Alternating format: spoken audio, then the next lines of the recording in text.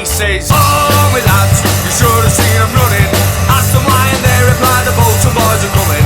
All the lads and lasses, smiles upon their faces, walking down the Manny Road to see the Burnden Aces.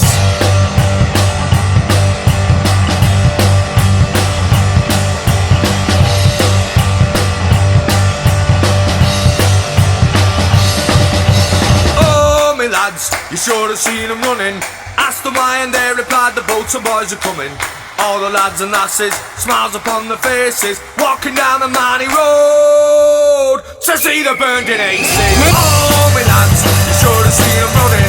Asked them why and they replied the Bolton boys are coming. All the lads and lasses, smiles upon their faces, we're walking down the Manny Road to see the Burnden Aces. Hello and welcome back to Wanderers Weekly. Wanderers fans, before we kick off tonight's proceedings, I must say a big thank you for all your overwhelming support following the launch of the channel a couple of weeks ago. So now on to tonight's show. We're joined by a true Wanderers great, South Africa's Mark Fish, with 102 appearances for the Super Whites. So without further ado, let's bring Mark in, shall we? Hello there, Mark. I hope you're keeping well, pal. How are things over there? All good, thanks, Tom. Thank you for inviting me onto the show, Wanderers Weekly. Again, in South Africa, for whatever the world is at the moment, we are in a probably a good position, but it's always difficult, when you have a pandemic that is happening around the world. It affects a lot of people, obviously, in South Africa and around the world. So let's hope that we can get through it, and let's hope we can get over this pandemic rather sooner than later. So before we do delve into your time at Wanderers and reminisce a little bit, just what have you made of Wanderers' recent form? 12 games unbeaten now, and a promotion spot up for grabs, only a single point off the automatic promotion. I mean, about a month and a half ago, we're in 17th position. To get from there now to where we are now in the league, it's an unbelievable run, and it's an exciting time to be a Wanderers fan, especially after the last couple of years where we've had our troubles on and off the pitch. No, definitely. I think that that's probably why you've got hold of me, because slowly on social media I've watched, and I am slowly getting a little bit more involved in football. So I do actually watch what's happening with the teams that I played for in Europe, and Bolton has been phenomenal. Like you said, they unbeaten the last 12 games. They are on a run of note, and when you see a run like that, then you as an ex-player and as a fan of Bolton, you hope that it will continue to automatic promotion and go back to where you want Wanderers to be. It's good to see that we're moving in the right direction, and long may it continue. Let's hope that it continues to go to where we need them, where we would like them to go. So after a few years of turmoil, I mentioned both on and off the pitch, it hasn't been a great couple of years. It's great now to see the club in a positive place, isn't it, Mark? With obviously you were there at the Reebok from the very start. The great facilities at the football club back in the day, of course. From the day the Reebok opened its doors, you were lucky enough to start your Bolton career as the Reebok Stadium first opened. No, definitely. But before I answer that question, would like to say condolences to Frank Worthington's family. Fantastic footballer. I remember when I played at the Reebok Stadium, I think they had the Worthington suite, whatever, where we used to go to. So fantastic footballer, and that's what Bolton is. Bolton is a club that's been around for a long time. It's fantastic memories, and as you said, now at the moment, the players that are there are going to make their own history. As you said a couple of weeks ago, they were in 17th. You dreaded what was happening, but it's a fantastic turnaround, and I hope that the players realize what they're doing, and then they can continue to bring back what Bolton fans want. Where the expectations of the fans is to have the club where they would like them to be, which is obviously in the EPL. And, with the support that is happening, fantastic to see. There's a lady that's the chairman of the club. and long may it continue. Yeah, I must echo those sentiments in regards to Frank Worthington and his family. What a player in the day. I mean, I keep seeing on YouTube and on social media the goal against Ipswich Town where he brings it down, flicks it over his head and volleys it into the bottom corner. That's one of the best goals I've ever seen. No, I've seen that, and then as someone said, it's probably the best goal. But yeah, you've had so many talented players that have come through Bolton, that have played for Bolton, and whether they've moved on to other clubs, they certainly it has made Bolton the club that is loved so much and what it is today. So again, I will reiterate that the players that are playing now, let's hope that they can create their own little history so that they are remembered for what they have done in League Two, to get to League One, to get back to the Championship, and obviously let's hope back to the Premiership. So then, Mark, what are you up to nowadays, pal? Of course, we all know you were an ambassador for the 2010 World Cup, but just what have you been up to since retiring from the game? So for many years, I did everything I could possibly do to get away from football. It's a different lifestyle. It's a different way of living. And, I've done many things that,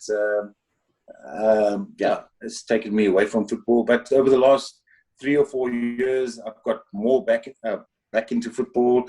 I have done things on the rural areas, which we call the farmlands in South Africa.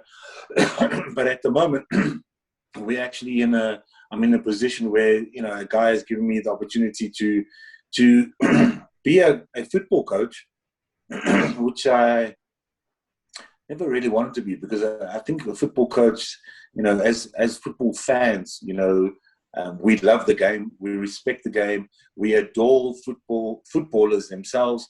But to become a football coach, a footballer themselves, you give so much of your life to the game, and as a coach, you give even so much more.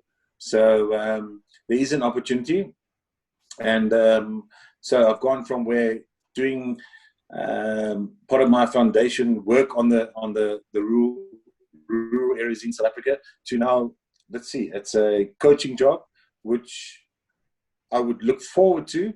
But at the end of the day, I don't really want to be a coach. My aim is to be part of a football club where I can be a technical director and hopefully get the football club to play the type of football that I, as a football fan, would like to see. You mentioned the foundation, the Mark Fish Foundation. Just what made you want to set that up, and a bit more information on it for those listening and watching at home?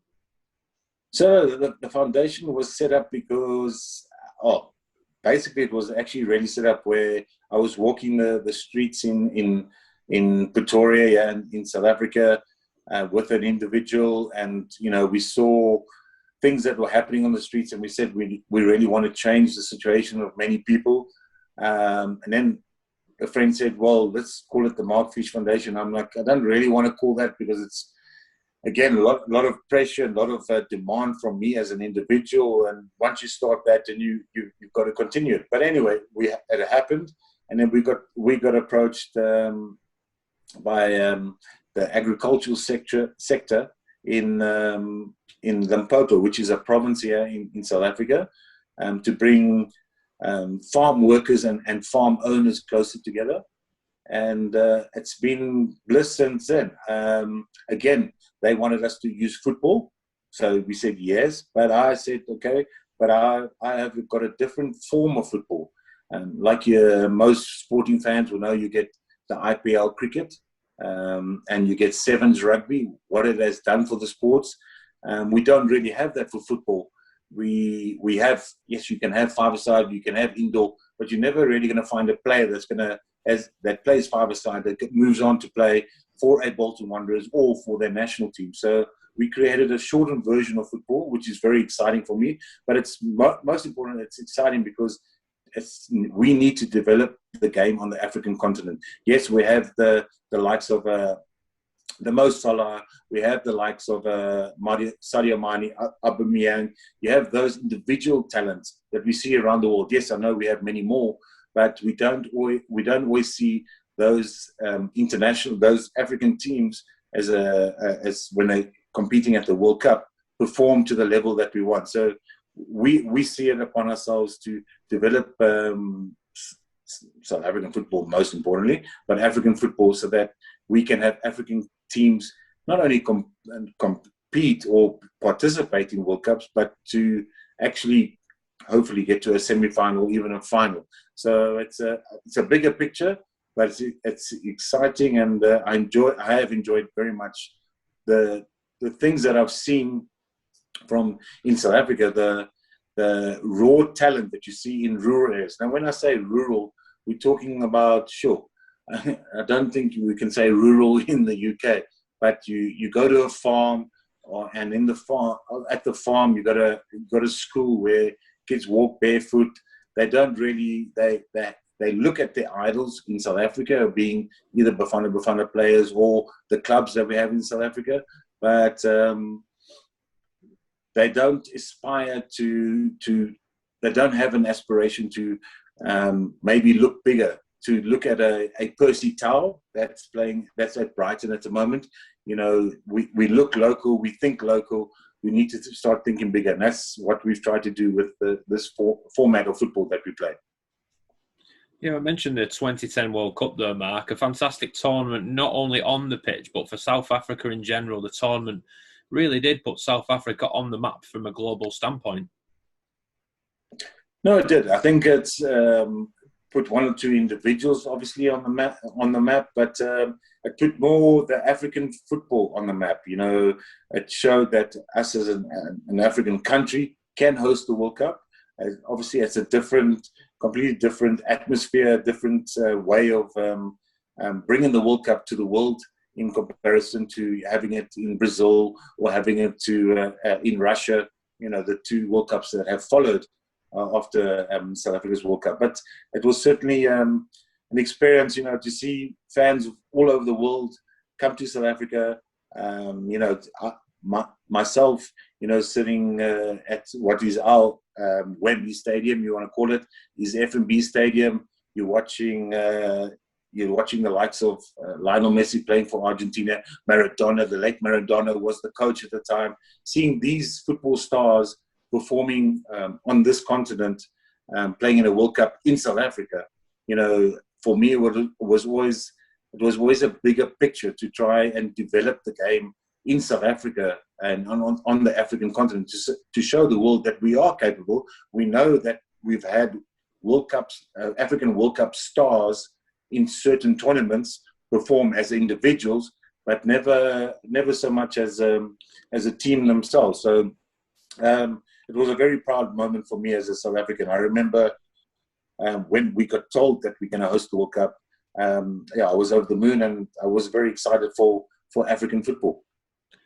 So let's just talk about your time at Wanderers, Mark. Obviously joining from Lazio after a season at the Italian club. Just how did the move come about initially, and how pleased were you with the prospect of joining the club with the excellent state-of-the-art stadium and facilities, moving from Burnham Park to the Reebok Stadium in '97? Just when you joined the club, just how did it feel to play at? Obviously, the Reebok had just opened when you joined, so how did you find that aspect of it? So I think the Reebok is one of the state-of-the-art stadiums, not only because of it was a new stadium, but the amount of fans. I think the Reebok takes 26,000, and I do think that most stadiums should be like that, because you'd rather have a full stadium. You know, if I compare to South Africa, you'd rather have a full stadium than half a full stadium. So going from Lazio, playing at the Olympic Stadium, going to Bolton, how it came about was us as Bafana, South African national team. We played against England at Old Trafford. Colin Todd was the coach for Bolton. He watched me play, got hold of the agent, and my season at Lazio had finished, and I did actually pre-season training with Bologna, which was phenomenal experience for me, because the great Roberto Baggio was there. So I did pre-season training, but during the pre-season training, the agents did the deal, and it was a move come true, well, a dream come true, because I had the opportunity 3 or 4 years before that to get to what was then the Premiership then still, because I had interest from Harry Redknapp from West Ham. My club here in South Africa didn't want me to go. The year after Harry Redknapp came again, I said no, because we were at the time as Orlando Pirates, we're trying to fight for the African Championship.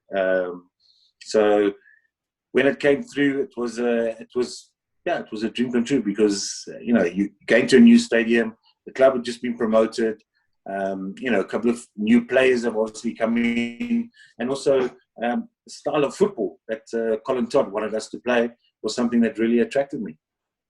Yeah, it must have been great, not only with the new stadium, but as you say, there were new faces there, but at the same time, there were some old faces there. You played alongside some great players there in your first season, the likes of Jääskeläinen, Brannigan, Bergerson, Phillips, Franzen, Thompson, Blake, Holdsworth. Just how was that dressing room to kick off your Wanderers career? It must have been some atmosphere, obviously, after just being promoted the season previously. No, certainly. So Jääskeläinen, phenomenal, as you said. He became a Bolton great. But UC actually signed pretty much the same time as me. I think Keith Brannigan was the goalkeeper. As you said, Gudni Bergson, he was there. And then I'm going to forget many of the players because of age. But no, we had phenomenal play, and some of the new players that I remember that were at the same time as me is that you had Robbie Elliott sort of signed at the same time as me. I remember being in a hotel with him. Arne Gudlaksson from Iceland, the striker. And then, it was just some really, really, really phenomenal players. And then the nice thing about Bolton is that, there were a few British players, and then there were very big mixture of foreigners. And we sort of nearly all came at the same time. And then you had, the Danish players, Per Frankson and Michael Johansson, that were there already. And I was very fortunate to have played with some of the really, really fantastic foreign players, coming at the same time. Yeah, at that time, there seemed to be a lot of players coming out of Scandinavia as well. You mentioned Bo Hansen, and there was Ida Good-Johnson, of course, played for Bolton Wanderers later on. Miksu Patalainen, to name another one. There was plenty of Scandinavian talent coming through the club at that particular time as well. I mentioned the likes of Gunnar Bergerson, obviously captain of the club. A great mix of Scandinavian, English, and other foreign names. No, definitely, and sure.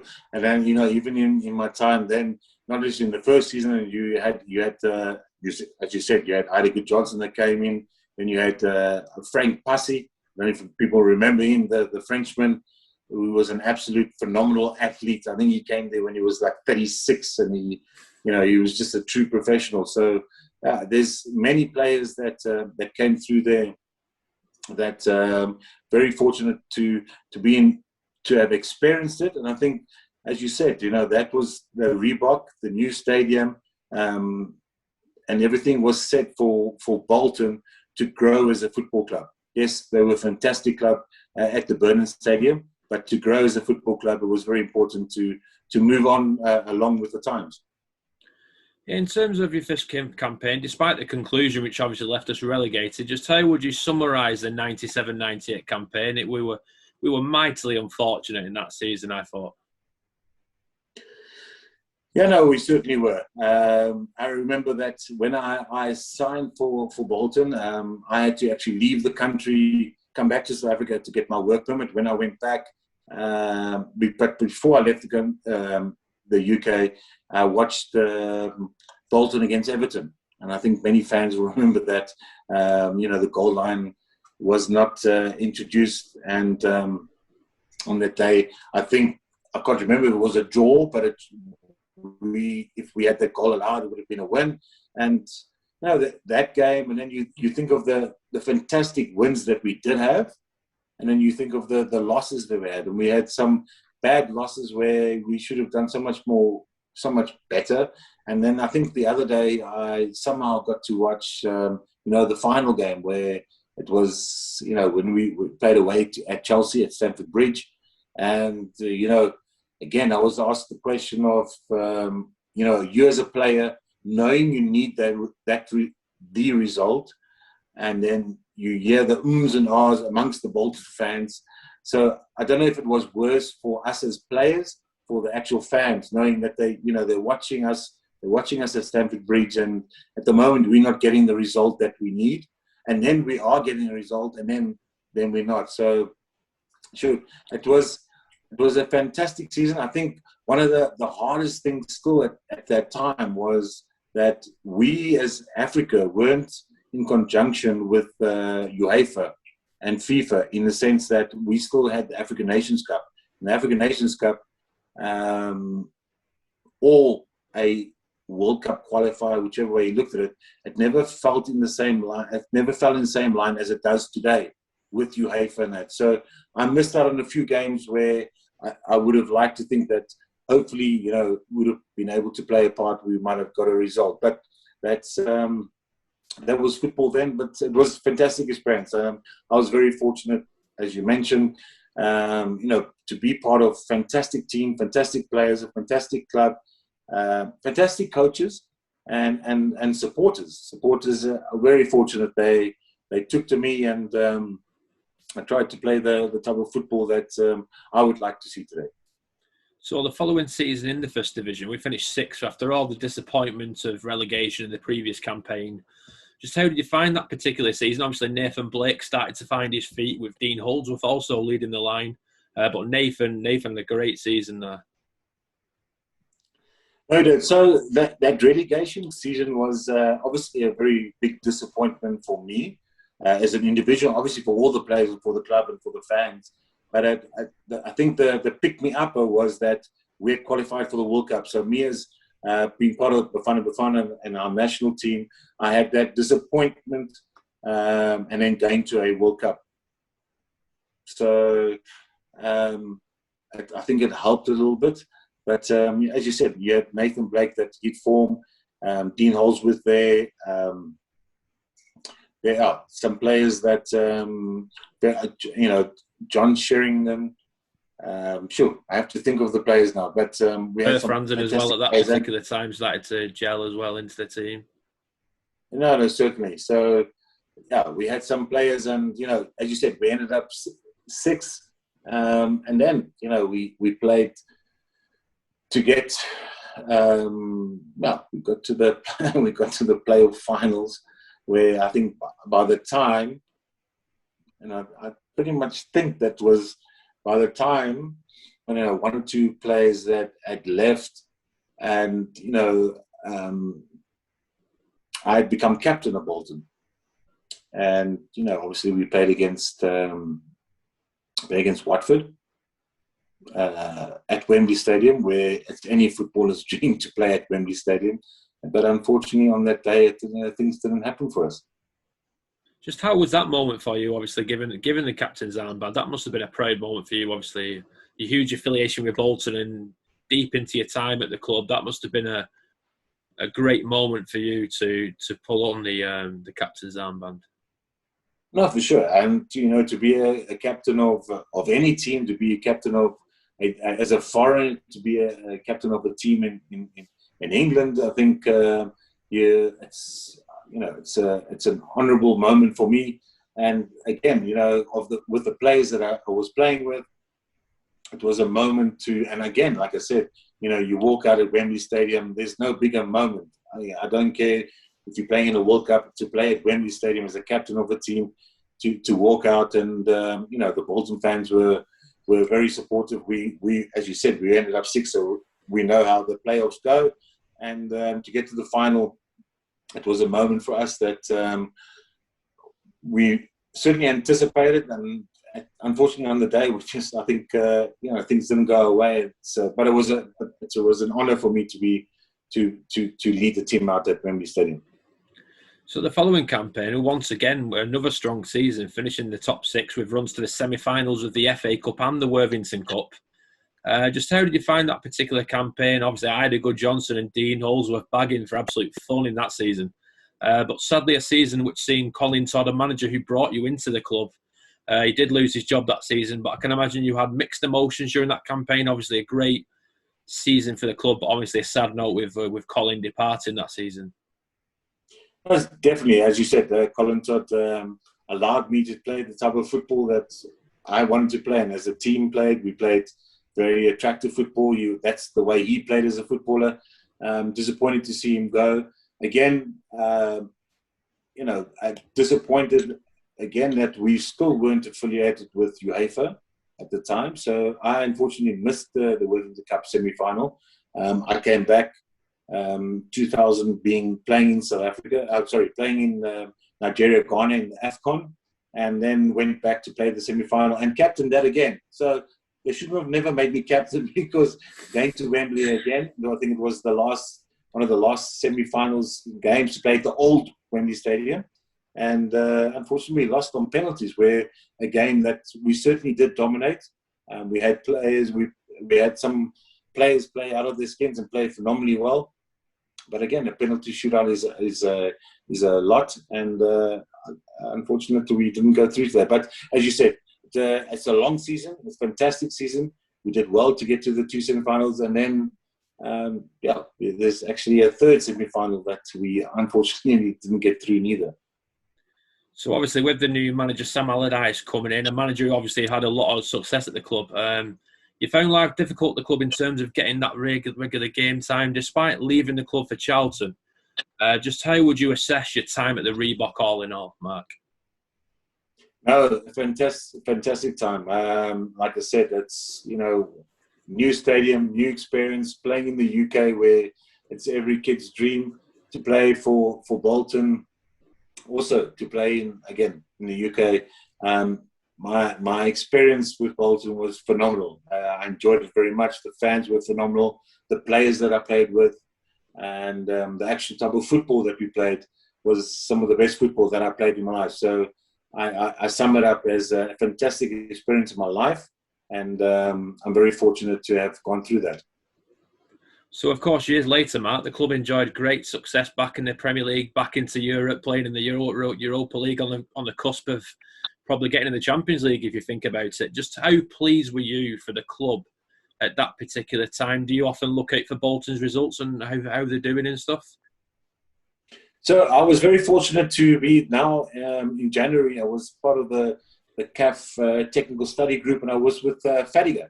And he was talking about his time at Bolton, and when you look back at it,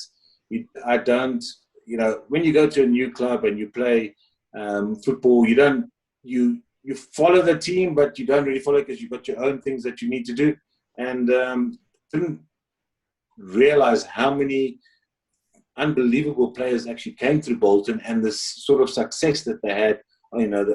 After I had left them, once they got back, as you said, to the Premiership. So, again, it's a club that has fond memories, good history, and we just want to see them back where we as ex-players, as I'm sure as you as a fan, and as all the supporters want to see them back where they belong.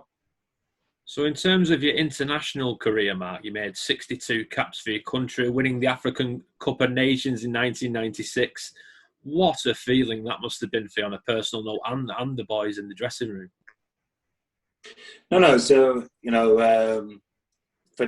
phenomenal feeling. It was a tournament where we played our one qualifier, and then it got called off because I think it was Zimbabwe or someone was meant to host it, but they couldn't host it. So now we were told as South Africa, we're going to host the 96 African Nations Cup.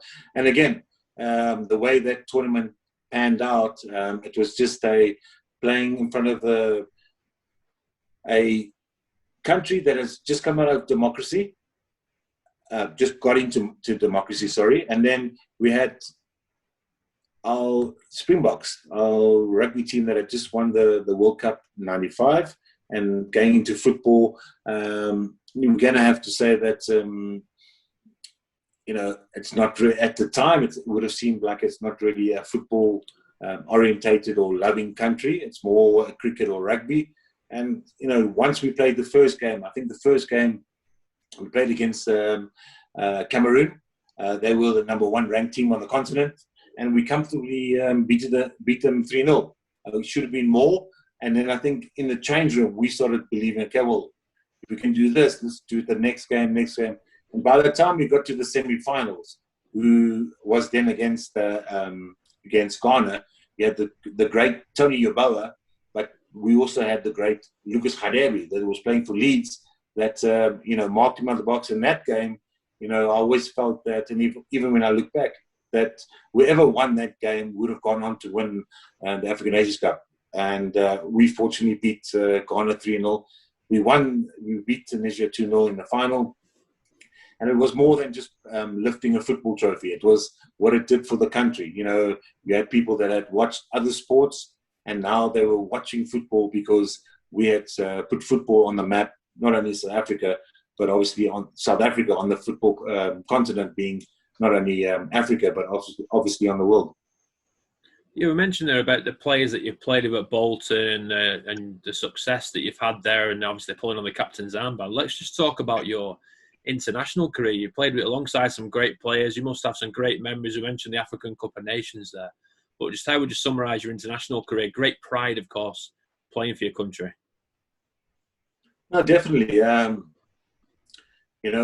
Having played my first game, I think, was in '93, where we played a friendly against Mexico in Los Angeles. Anyway, and the coach at the time was horrendous. But then '94, we started building, and we had a coach that started building for the future. And '96, as you said, we won the African Nations Cup, and then we played World Cup qualifiers. And then 2 years later, you're finding we qualified for the World Cup. So where we got readmitted into world football in '92, 6 years later, we've qualified for a World Cup. So it was a proud moment for me as a footballer, and for all of us as teammates. But it also showed the amount of talent that we had in South Africa, that the talent, because of the past history of South Africa, the amount of players that missed out on the World Cup. And I always felt that when we went in '98, we were representing the players of 20, 30 years ago that never had the opportunity. So I have phenomenal memories, phenomenal experiences at different African Nations Cups. And as you said, I played with Lucas Hadebe, which most fans will know from Leeds United. We also had that late Philemon Masinga that passed away, that played Leeds United, went on to Bari. Then we've had some unbelievable players that have come through: Benny McCarthy, Stephen Pienaar, Quinton Fortune. They've played at different clubs. So we've had very fortunate to experience many South Africans that have come through the English Premier League or through English football. And I think we have a good affiliation with English football. So my experience as a South African, I have to say that playing for my country, unbelievable experience. But if I want to be a little bit negative, I just feel that we at the moment need to step up to regain those successes and those targets that we had met in earlier stages of getting back into world football than what we are achieving at the moment.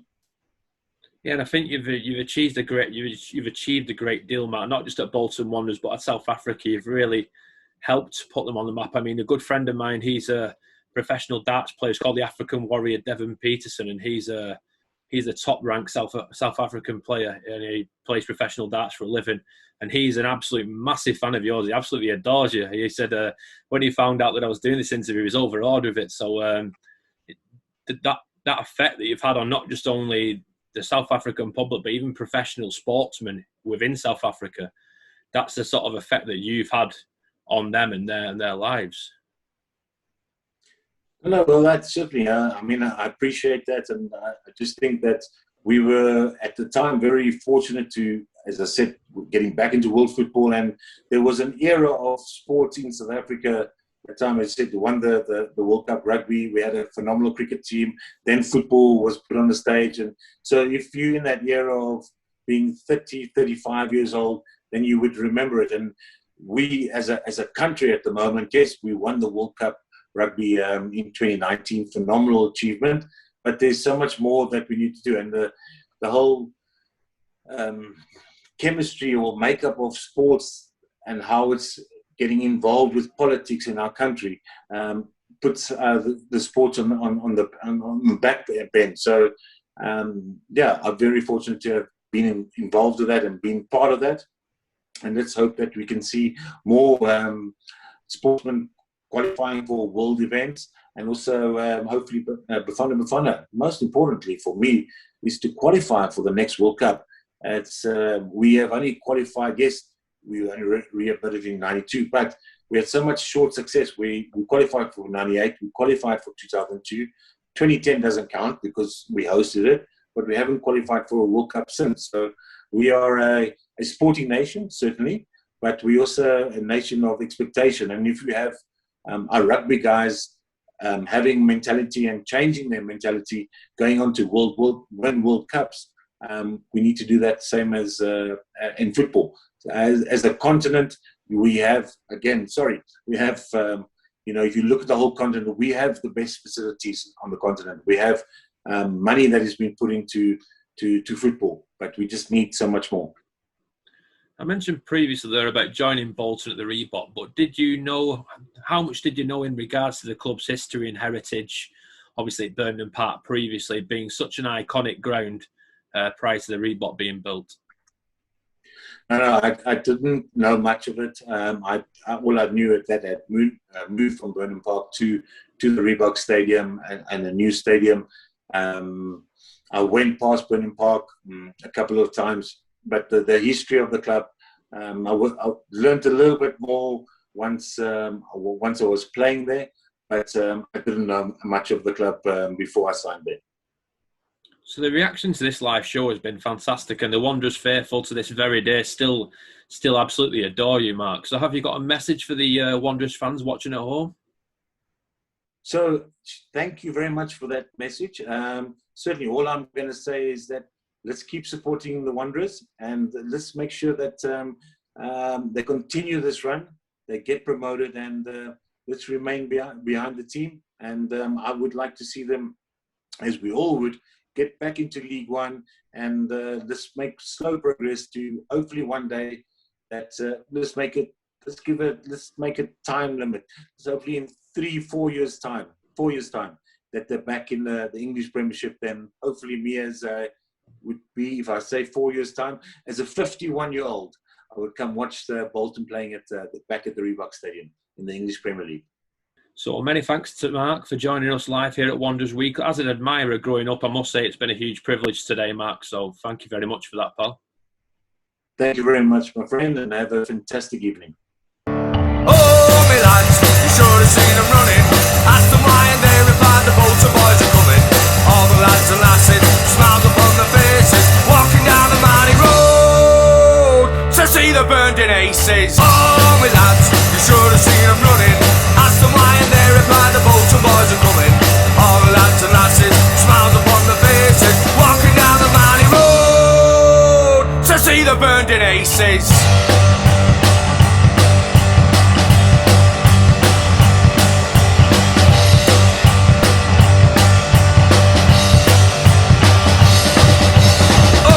Lads, you should have seen them running. Asked them why and they replied the Bolton boys are coming.